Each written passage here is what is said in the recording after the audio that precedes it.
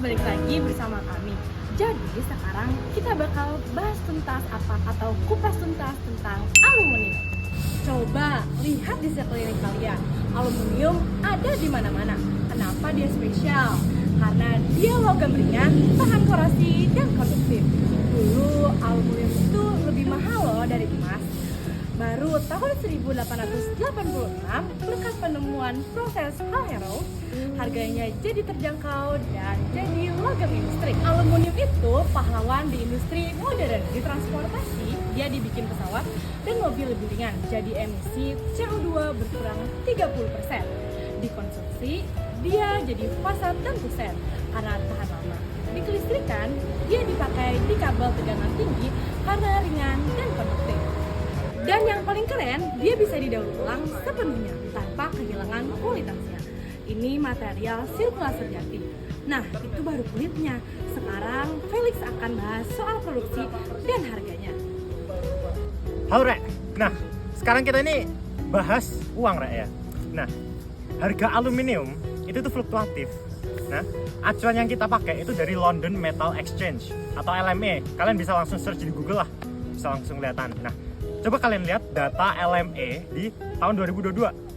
Nah, di situ tuh harganya tinggi. Kalau nggak salah sekitar 2.570 dolar per ton.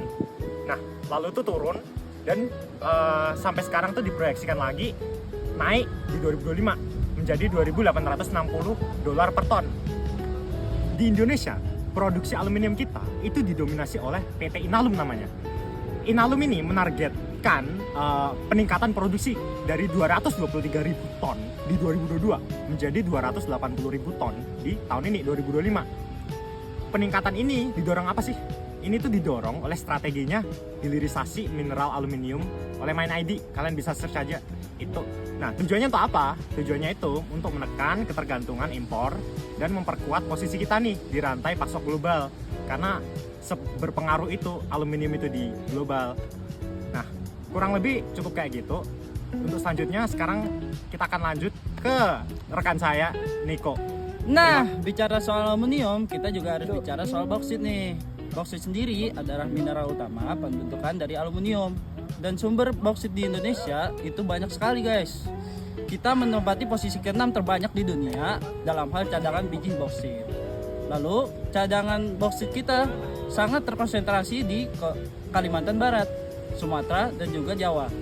Biji bauksit ini terdiri dari mineral penting seperti gibbsite, boehmite, dan diaspor. Dan yang paling menarik, pabrik pengolahan aluminium pertama kita, SGAR di Mempawah, Kalimantan Barat, baru saja meresmikan injeksi bauksit perdananya di bulan September 2024. Ini adalah sebuah langkah besar di Indonesia. Dan selanjutnya proses perubahan bauksit akan dijelaskan oleh temanku, Hafiz. Nah, kalian pasti bingung kan gimana sih cara dapetin aluminium ini? Proses pengolahan aluminium dibagi menjadi beberapa tahap nih. Yang pertama adalah proses bayar. Proses bayar ini biji bauksit akan dimurnikan. Pertama-tama biji bauksit akan dihancurkan lalu dicerna atau di desiccation menggunakan larutan NaOH atau natrium hidroksida dengan suhu sekitar 145 hingga 265 derajat Celcius. Setelah dimurnikan akan terbentuk aluminium hidroksida atau AlOH3. Nah, setelah itu endapan ini selanjutnya akan dipanaskan dengan suhu 1000 derajat Celcius atau bisa disebut dengan proses kalsinasi sehingga akan terbentuk alumina murni yaitu Al2O3. Lalu tahap kedua adalah proses Hall Heroult. Apa sih proses Hall Heroult ini? Jadi proses Hall Heroult ini adalah proses reduksi elektrolitik. Jadi alumina akan dilarutkan ke dalam lelehan kriolit. Nah, kenapa sih harus menggunakan kriolit dalam proses ini? Hal itu karena titik leleh dari alumina ini sangatlah tinggi, yaitu sekitar 2072 derajat Celcius.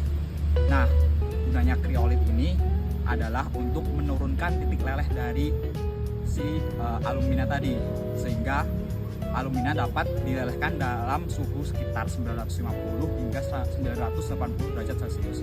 Melalui proses elektrolisis ini, ion aluminium akan direduksi menjadi aluminium cair selanjutnya aluminium cair ini akan mengendap di bawah sel. Nah, setelah itu aluminium cair ini dapat diambil dan dapat siap untuk dicetak. Nah, selanjutnya mari kita lihat gambaran dari industri aluminium ini di Indonesia. Nah, teman-teman, tadi teman-teman udah mendengarkan penjelasan dari teman-temanku sebelumnya, mulai dari potensi aluminium yang ada di Indonesia serta proses pengolahan dari awalnya boksit hingga menjadi aluminium yang kita kenal sekarang. Nah, di sini aku ingin menjelaskan ke teman-teman sekalian gimana gambaran umum industri pengolahan aluminium di Indonesia ini, mulai dari potensi yang akan dihadapi serta tantangannya.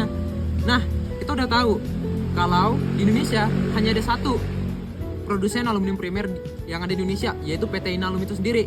Nah, teman-teman, Inalum ini keren banget loh, karena mereka itu menggunakan energi bersih dari PLTA Asahan, yang mana itu mereka menggunakan sekitar 603 MW dengan proses listrik yang lebih ramah lingkungan. Ini bisa menjadi potensi kita, teman-teman, bisa bersaing di kancah internasional karena sekarang internasional sedang gencar-gencarnya menyerukan zero emission, teman-teman. Nah, selain dari Inalum tadi, Indonesia itu punya proyek ambisius, yaitu PT Kalimantan Aluminium Industri atau KAI. Fase ini awalnya akan menargetkan 500.000 ton aluminium per tahun, yang mana ini akan menambah persenjataan kita dalam industri aluminium internasional, teman-teman. Nah, tentunya bukan cuma yang baik saja, pasti ada tantangan yang dihadapi oleh Indonesia dalam industri aluminium ini, teman-teman. Nah, tantangan pertama yang dihadapi oleh Indonesia itu adalah ketidakpastian regulasi yang dimiliki oleh Indonesia itu sendiri. Hal ini dapat menyebabkan beberapa investor untuk ragu berinvestasi di industri aluminium ini, teman-teman. Sedangkan di Indonesia itu sangat butuh smelter, teman-teman. Sedangkan untuk smelter itu sendiri membutuhkan biaya yang cukup besar, jadi sampai triliunan.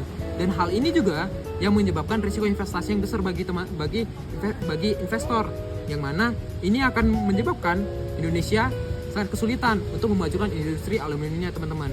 Nah, gitu aja yang bisa aku sampaikan tentang gambaran umum industri aluminium di Indonesia, teman-teman. Semoga membantu ya. Teman-teman, cukup seperti itu dari kami. Semoga bermanfaat. Mohon maaf bila ada kesalahan. Sampai jumpa di lain waktu.